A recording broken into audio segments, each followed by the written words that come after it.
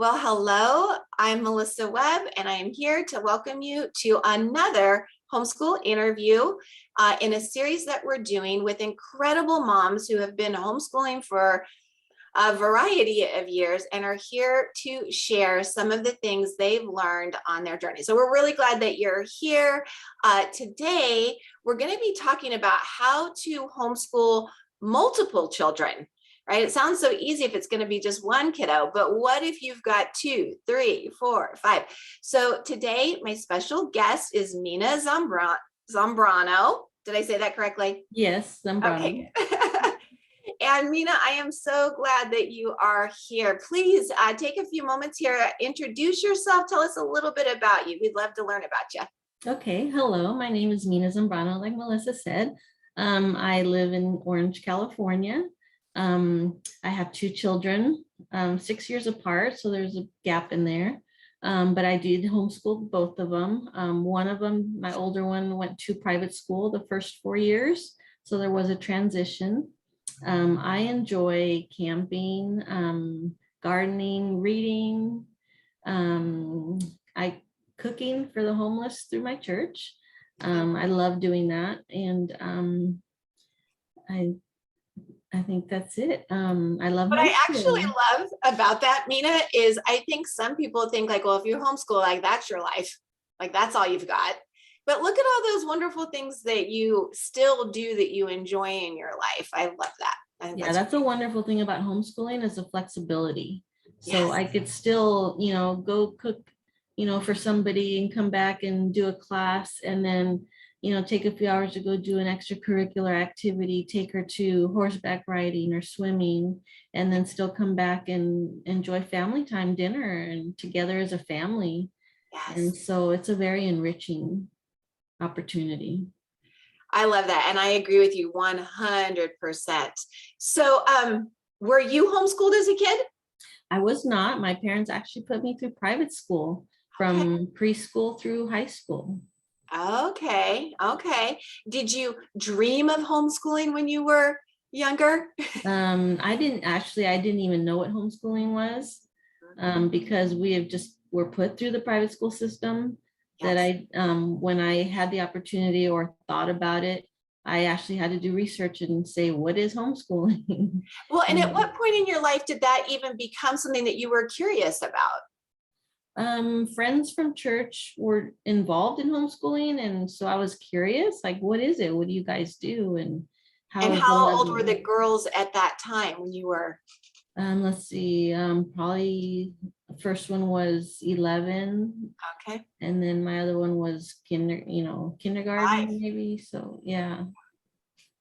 Oh, that's great. That's great. And before you even became a parent, I always like to ask this little question, like, who were you as a kid growing up? What kind of dreams and ambitions did you have before you became a mom? Well, I actually lived a sheltered life at home. My mom is blind, and so I was her caretaker.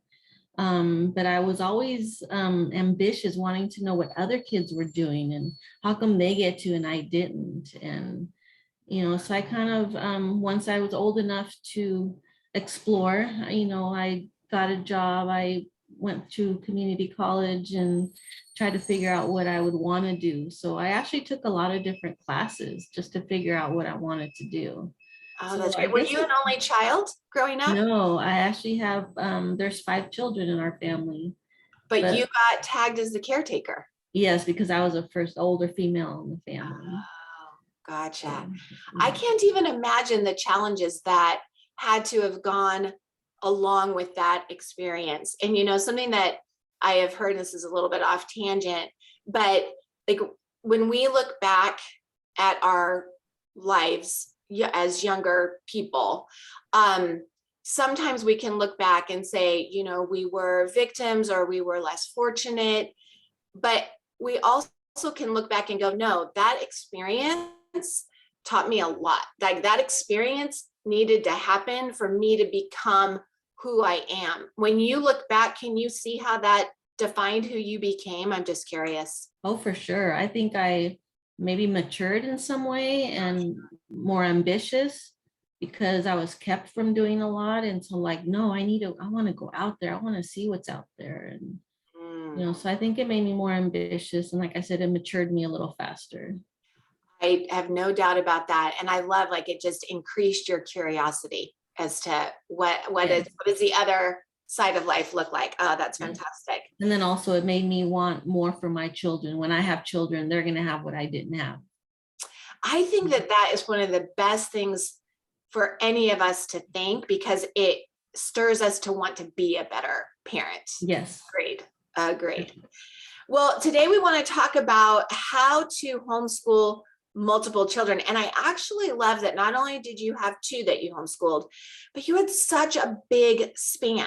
Like if somebody listening right now is like, yeah, I'm just not sure how to do this, I have a 3rd and 5th grader, you could be like, do you know how easy it would have been to have had a 3rd and a 5th grader? Like, so many things we could have done together, but you had a much bigger span of 6 years. Yes. Between the girls. And so did you start with both of them right out the gate, or did you start with your older one? Like, how did that all begin? I started with my older one in 4th grade, 5th grade, actually.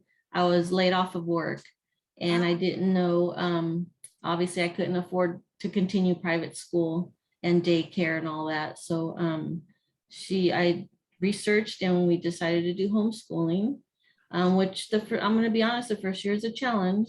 Yes. But why is it a challenge? Well, for me, embarrassing enough, I didn't even know what curriculum was.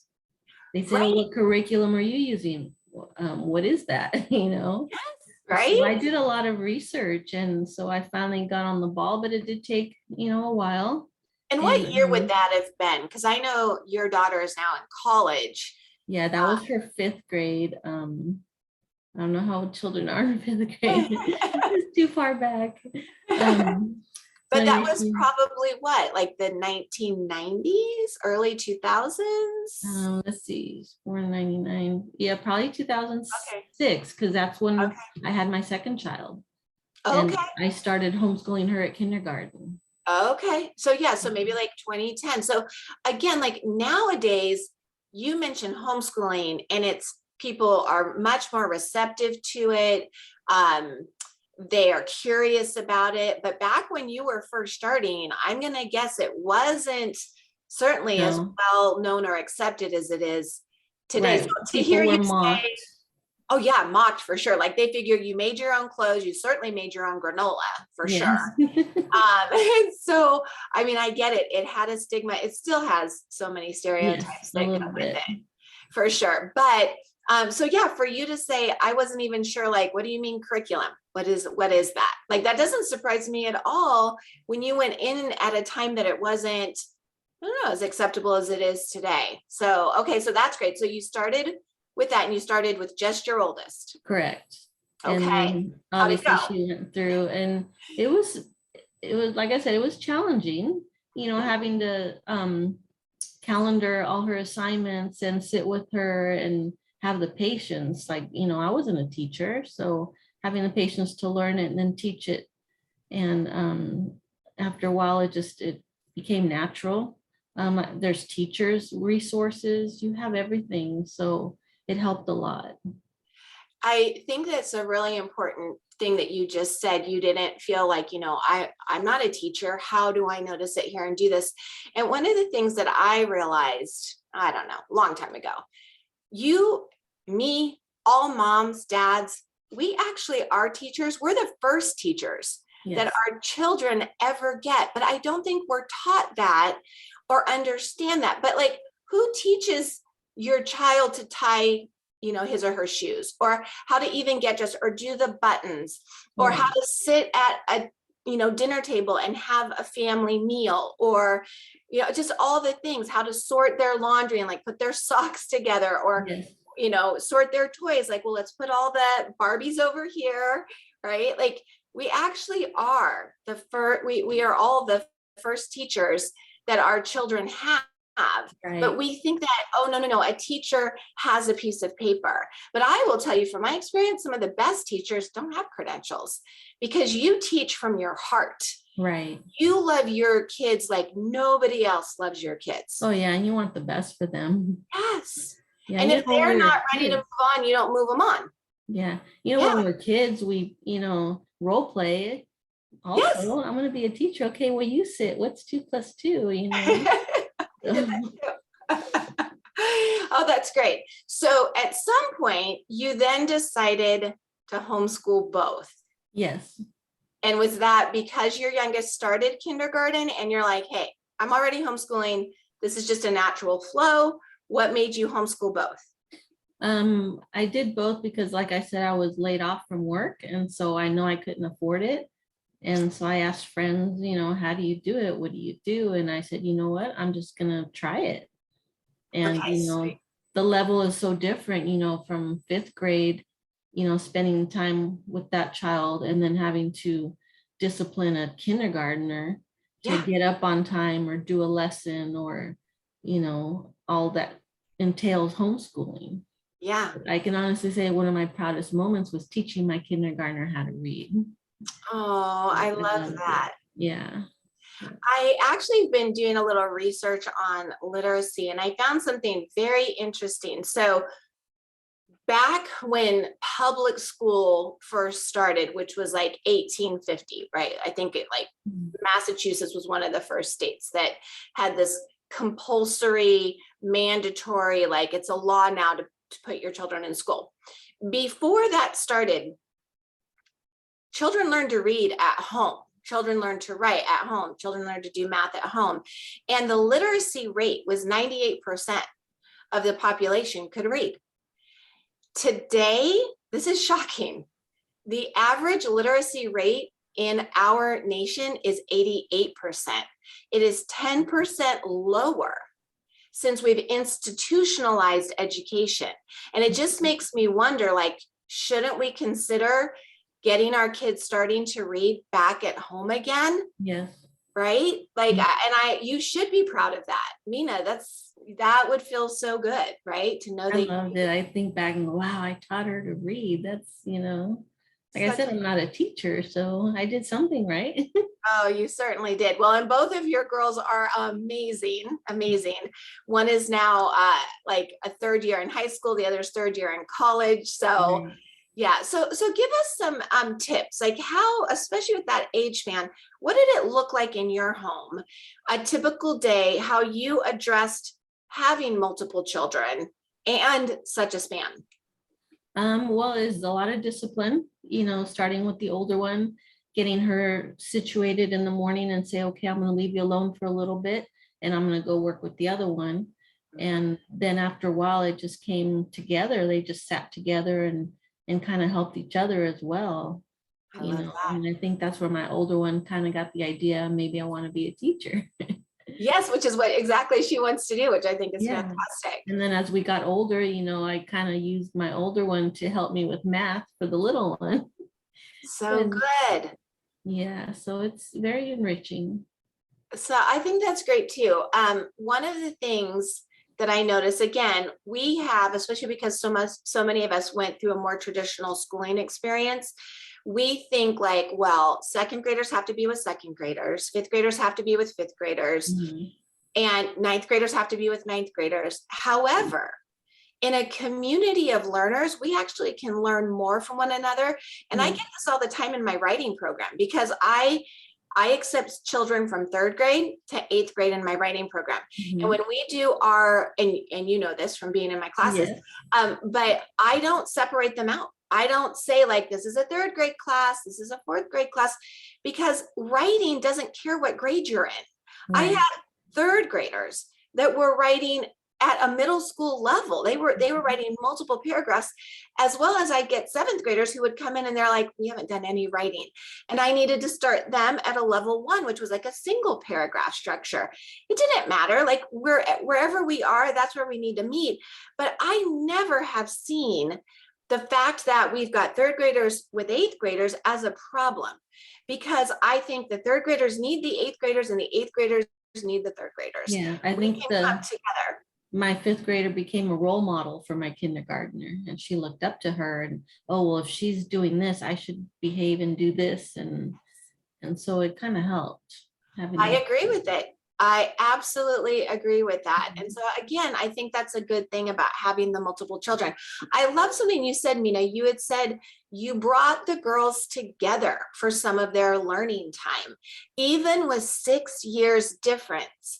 What kinds of things did you find that they could do together, that you could do, even the three of you, that, you know, sure, maybe you asked more of the fifth grader when the assignment was done, whereas, you know, the younger child, kindergartner, you know, maybe drew a picture or something. But what are some of the things that you guys could do together? I think reading was a lot. They read their assignments together. Sure, sure. I can see a Writing. novel or a chapter book for sure. Like a Yeah. family read. Did you guys do that kind of stuff? Yes, we did. Yeah. Yes. And then writing as well. Like the older one would kind of show the little one, you know, a better writing structure, kind of, you know, tutor her, maybe you could say, Yes. into Which writing. Or strengthens the older one's skills yes. as well as helps the younger one. Yes, and the younger one would ask, well, how does this sound? What do you think of this? What's the proper way? You know, they learn from each other. I love that. Did you ever do history together? That was one thing I always did together with the boys, is we would read something from history and then we'd talk about it, or I might even have like an activity. I thought history and I thought science worked well regardless of what grades the boys were in. Yeah, I think both subjects, we actually would use field trips for that and go to a museum and say, oh, okay, well, we learned this in school, so this is now showing you, you know, something at the museum explaining what we were learning. Or we'd go to the library and pick out some books and, you know, to help them understand the subject a little better. No, that's great too. Field trips are so important. And it's something that I feel terrible for the fact that so many things have been closed down the last couple of years, but as things start to open up again, like get your kids to the zoo, like you're learning about, you're doing life science and you're learning about giraffes, go visit the giraffes. Yes. Ask the people who work there, find a trainer, like interview, you know, take notes, like take it to a whole new level. I think that that's some of the most fun learning there is. And it takes some of the stress off of, you know, your everyday, you know, let's go, you know, at the same time, let's go out for this, but you're still learning. Yes. You know, and I think maybe they got tired of everywhere we went. Oh, remember this from school? And they're like, okay, mom, we're not in school. But you know, it was a learning experience everywhere we went, whether it was the grocery store, the zoo, or you know, an aquarium or a park, you know. I'm so glad you said that. So it's not just my kids who would say, just when as soon as you said that, I remembered we took when our oldest son was in college in Oregon, we did a drive up the coast of California into Oregon. And part of it was I wanted to do the missions. We wanted to see all the different we did missions. that too. And which was amazing. And again, we're there and it's summer vacation. We're all, you know, we're getting ready to go. It was actually when Tyler was graduating. And so they were on summer break, but we go to all of these different missions. We were in Santa Barbara at the time. And I'm like, oh, come and read this, come and learn this. And I think it was Adam looked at me and was like, are we ever going to stop learning? Yeah, like, I hope not. Yeah, but now they look back, like, you know, all the pictures and everything I took, and they're like, you always hated with me with the camera, but look, now you're going back and reminiscing. So right. That's right.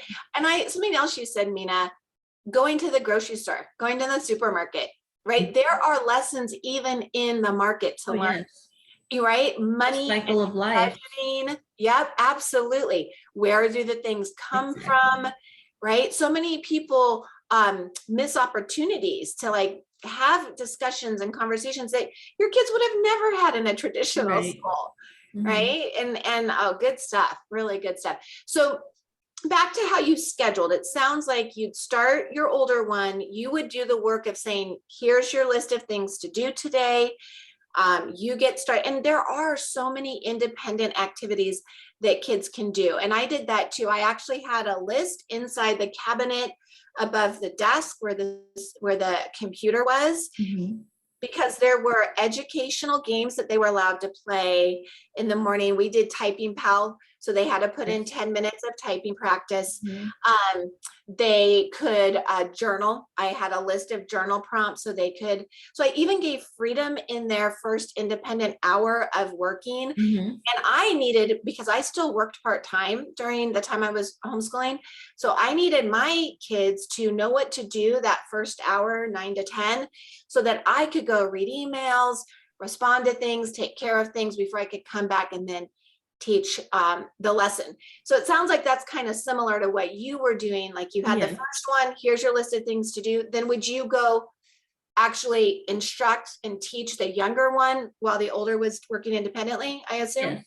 So I would have them, I would plan out the whole week. They have planners, and Mhm. I would do their schedule for the week. And yeah, they get up at 7:30. They get half hour to do whatever they want. 8 o'clock we would start. And I would give, like you said, give my older one, this is what you have to do for the day or the week. You choose what you want to do. If you want to do some of the harder stuff in the morning, take care of that. If you want to do some easy stuff, and then don't forget, we have, piano later, or swimming or whatever, we need to squeeze that in there. And Yeah. then, so I'm going to give you an hour to do this, pick an assignment, and then I'm going to go work with the little one. And then maybe after lunch or break, let's come together and we could do our subjects together instead of separating them. So good. So good. And again, I think these are great ideas. There is no right way to homeschool. There is Right. no wrong way to homeschool. Mhm. And I think that a lot of new parents that I talk to are like, well, we just want to get it right. And I would just want to say, like, no, you don't have to worry about getting it right. Show up with all your heart. I do agree with you. Like, to me, failing to plan is planning to fail. I Yes. am all about laying out. I would always take Sunday afternoons. I would lay out the week ahead of time. And it may not be like so super specific, but it would say like math, chapter 5 this week. This page on Monday, this page on Tuesday. And if I didn't get to all of it, or we moved ahead, I would adjust that with the next week's plan. Right. Yes. So you leave a lot of space for Mhm. flexibility in there. Yes.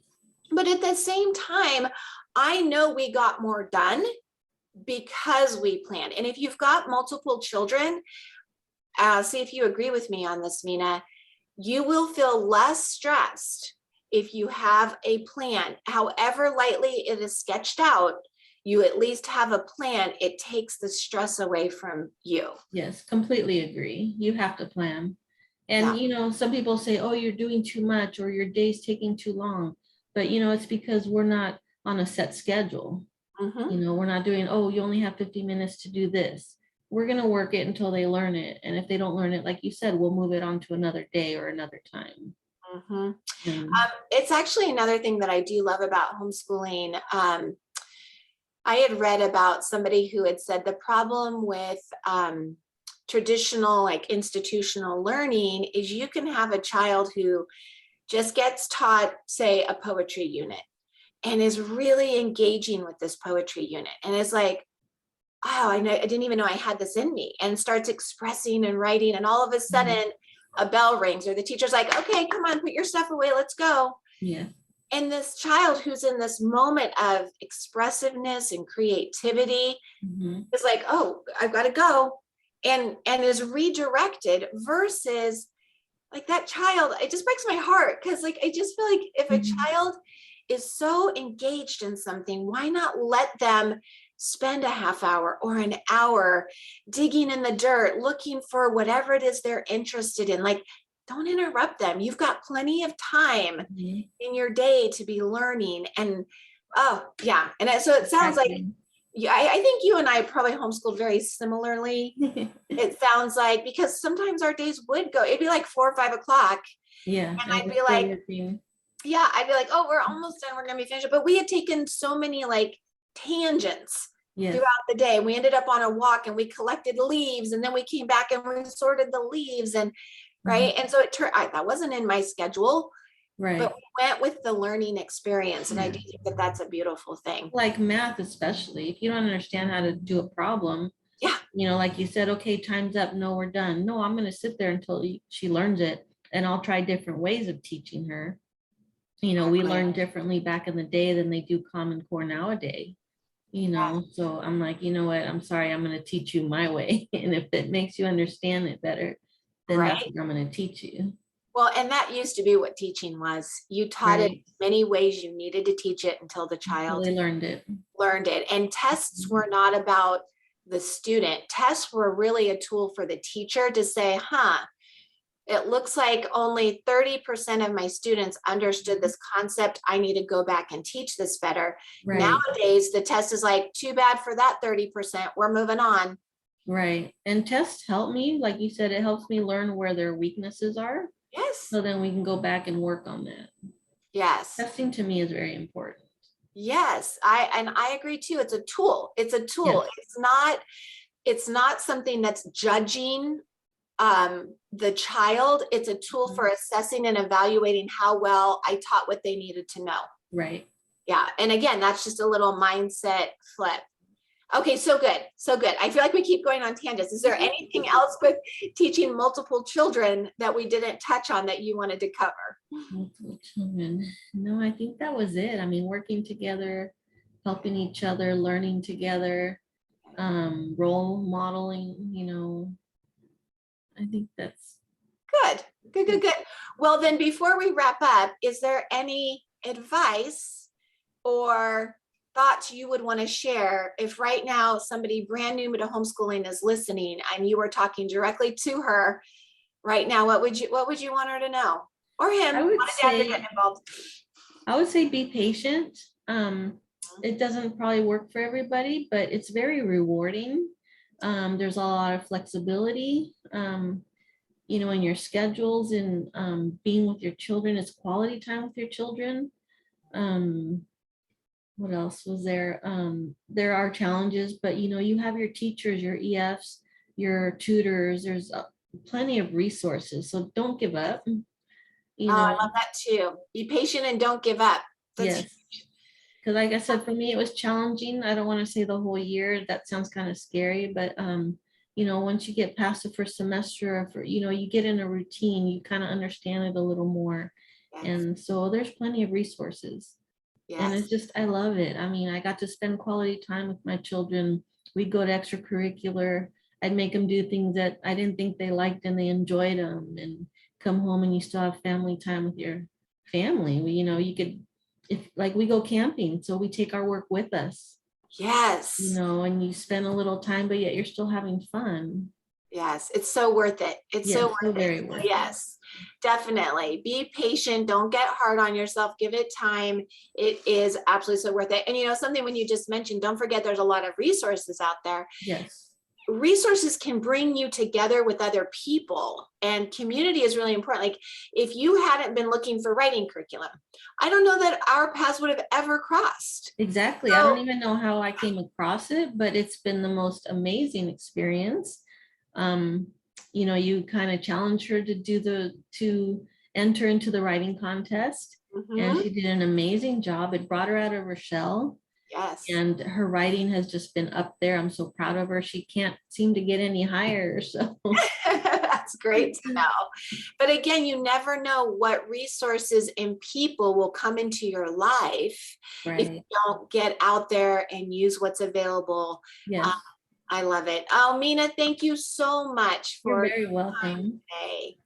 All right. Well, everybody, thank you so much for tuning in today. We are grateful that you were here. Be sure to subscribe. There's always like a button somewhere to subscribe, and we'll continue this series, and we look forward to inspiring you.